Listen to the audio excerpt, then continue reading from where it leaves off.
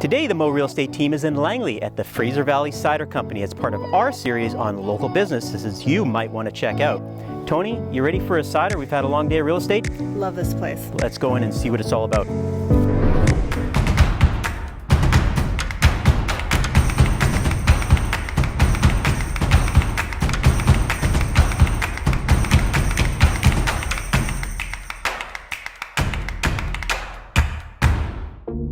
All right, so we're here today at the Fraser Valley Cider Company with owner Rachel. Thanks for talking with us today. Oh, well, thanks for coming in, guys. Yeah, I've actually never been here before. My wife has been here with her friends in the summer. She told me all about it. Have you been here? Yeah. So nice to finally come check it out. Beautiful property and great product. We've been sampling a little bit of this already here. Yeah, we're having a good time. Yeah. Tell me a little bit about yourself and what got you into the cider business. Okay, well, I'm from the UK, as you might be able to tell by my accent, but we've been in Canada 20 years.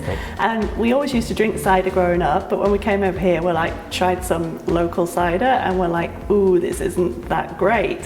So anyway, we moved on and I was an engineer for 20 years and I was sat at my desk one day thinking, can I really do this for another 20 years? And the answer was a big fat no. You had a cider and said, how about cider? Yeah, well, I actually went to a cidery on the island and it was such a fabulous place and I'm like, I'd love to spend more time somewhere like this. So I came home, did a spreadsheet, because that's what engineers do when they have to make a decision, and figured I would give it a go. So I went on a 1-week course down at Washington State University learning how to make cider and had an amazing time, and I came back and I said to my husband, we need to buy a farm. So he's like, well, that was a really expensive week. So. Great. Well, so cider is obviously apple-based. Yeah, everything we do is apple-based. So we're up to 40,000 litres a year now. We started out back in 2016. How many bottles is 40,000 litres? So 40,000 litres is about 50,000 bottles. A lot of bottles. Yeah, that's all a lot out of cider. Here, out of this location. Yeah, and we make everything here. It's all handmade. Everybody who serves behind the bar helps make the cider as well. And we get all the fruit in the fall, and we press the fruit then and ferment it through the winter and then bottle it through the spring and summer. So we have to commit at the beginning of the year to what we're going to make this year, and when it's gone, it's gone. You have to wait until March again for the next batch. So all of the apples, do you grow them here on site or do you have to source outside? It's a little bit of both. So we have 2,000 apple trees here, and the apples that we plant are heritage cider apples. So these are apple trees. Yeah, they've been bred over the generations to press well and to give a really good balance of sugar and acidity to make a really great cider. And our scrumpy uses those, and we also have an estate blend called the Rooster's Revenge, which is made solely from the apples on our site. But we also work with some BC farmers as well. We have a couple of farmers in Kelowna that grow apples specially for us. So it's a little bit of both. So I noticed, for instance, you've got elderflower, honey. So I'm assuming that you add additional flavors to the apples. Where do you source that locally as well? Yeah, everything's as local as we can get it. For instance, the honey is from our own beehives, and then we buy from Langley beekeepers as well.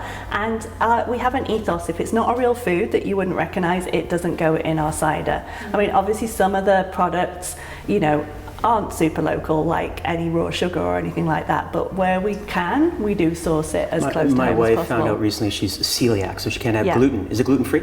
Everything's gluten-free, and we know a lot of people seek us out because of that, so we also have gluten-free options on our charcuterie menu. We can't drink beer and stuff, so cider's a good option. So you did mention, so I was going to ask you next, actually, food. So obviously a lot of people like to have some snacks. What sort of things can you get here? Okay, so there's a couple of options.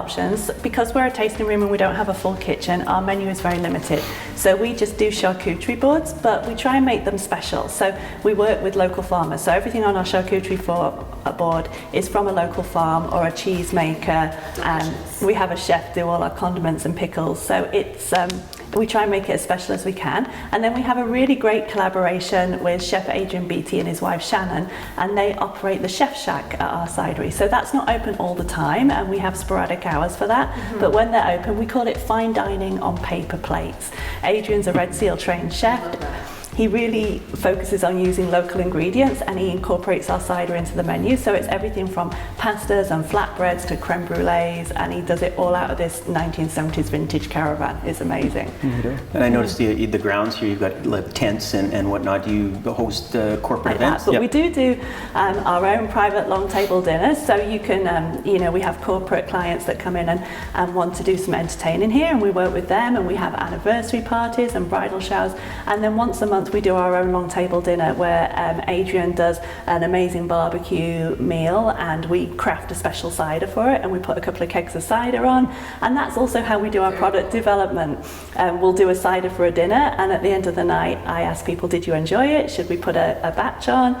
And they'll say yes. And so that's how a lot of our ciders were developed. I have realised now I should maybe ask them at the beginning of the evening, because at the end of the evening they'll say yes to anything. Has it been over the years basically trial and error, trying to figure out how much product to actually make in order to attack the supply, or excuse me, the demand, excuse me? Yeah, we haven't had a steady year yet.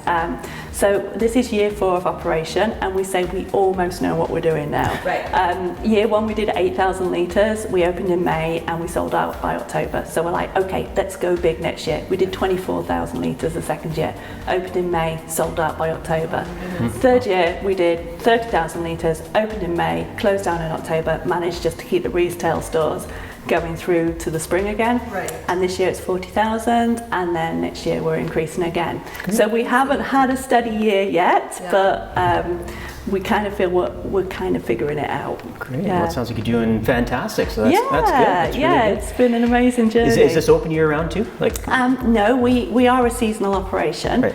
So we're in local liquor stores as well. So when we're closed in the winter, you can find our products throughout the lower mainlands now. And we do pop-ups, and we'll do a Christmas pop-up and that kind of thing. But we shut down to focus on making the cider over the winter. Great. Yeah. Well, I mean, unless you have anything else to add, I think we've got a good overview of the business here and what it's all about. Really appreciate you taking the time to talk with us today. We're going to go take a look around at the operations in the back there. And, Do you mind showing us how this works? I'm really curious. For sure. Yeah, let's go and have a tour. Yeah, let's go check it out. Okay.